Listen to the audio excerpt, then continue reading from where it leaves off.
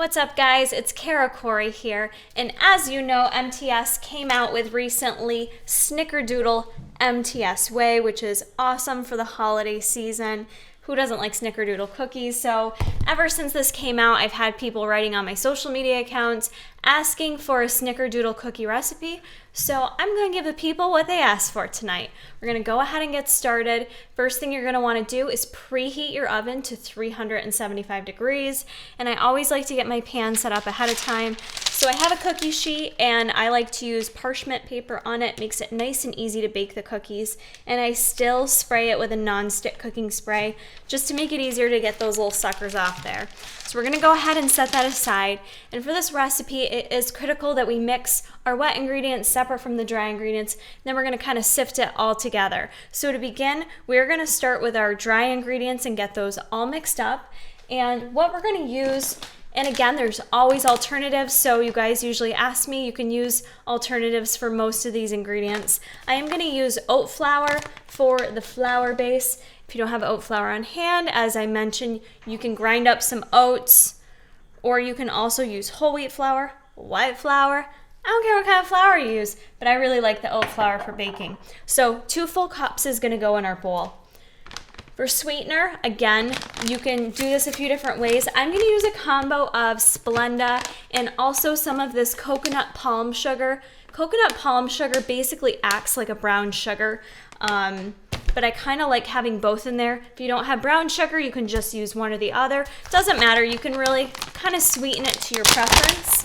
But what we're going to do is add, got it right here, we're going to add 1/4 cup of Splenda. And then we're going to add 1/4 cup of the palm coconut sugar. Put that under. It's good. So whatever combo you want to add for regular sweetener and brown sugar. Next, I am going to add some salt in there. And I'm not going to measure it. I'm just going to do a few cranks. Put that in there. Salt does help with baking, with the baking process. It helps with all the flavors of the product. And for our leavening agents, we are going to use a combo of powder, baking powder and baking soda. We're going to do 1 teaspoon of each. For some reason you don't have both of these on hand, just double up one or the other, whatever you have on hand. But it does help because these cookies end up coming out very fluffy. So if you can add both to it, that is ideal. The other things we are going to add for flavors, pumpkin pie spice. I suck and I'm running out of it, but if you have it, add 1 full tablespoon. I'm just going to add the sad little amount that I have left. And then I'm also going to add in just a little bit of ground nutmeg. You don't want to go crazy on this. It's super strong. It'll overpower the cookies. And our Snickerdoodle Whey actually has a lot of those types of seasonings in it. So if you don't have any of this, don't worry. And ground cinnamon. Again, I'm not going to go crazy. I'm just sprinkling some in there.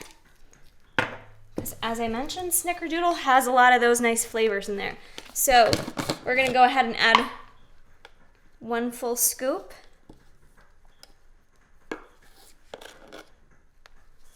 Of the MTS Whey.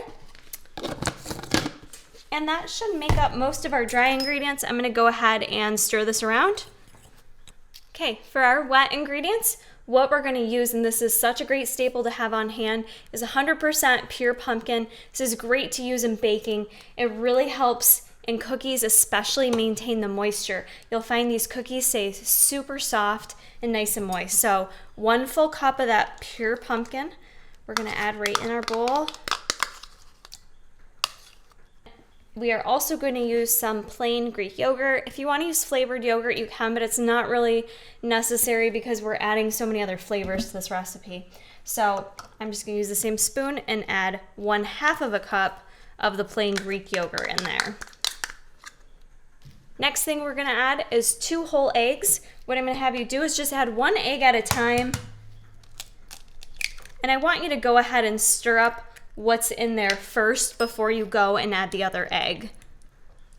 Once that's all good and mixed up, go ahead, add in your second egg and get that all mixed up in there. And last thing we're going to add to the wet ingredients are 2 teaspoons of pure vanilla extract.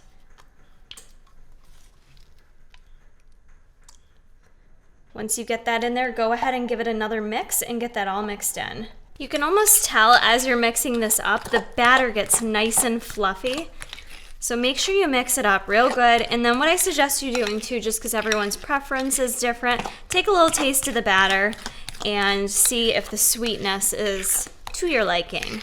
Now once you've got your batter completely mixed up, we're gonna go ahead and start placing them on the cookie sheet. I like to use a tablespoon just to kind of make sure I'm making them all consistently the same size-ish.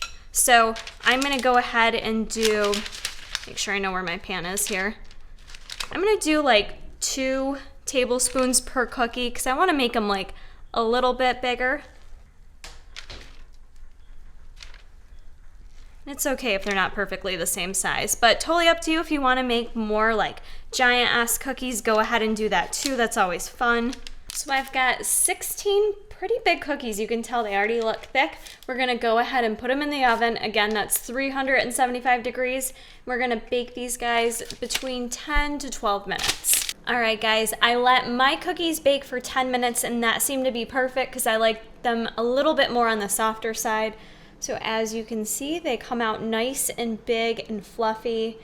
What I like about these cookies is that they are so big and very low in fat. Cookie macros can really hurt you very easily when it comes to fat grams. So this is an easy alternative to have a massive friggin' cookie that tastes phenomenal. These are nice and soft and moist, and I think you guys will love them this holiday season. So that is gonna conclude this video on Snickerdoodle cookies. Don't forget to head over to tigerfitness.com, get yourself some Snickerdoodle while it's still in stock. Hit that like button if you enjoyed and keep checking back for more.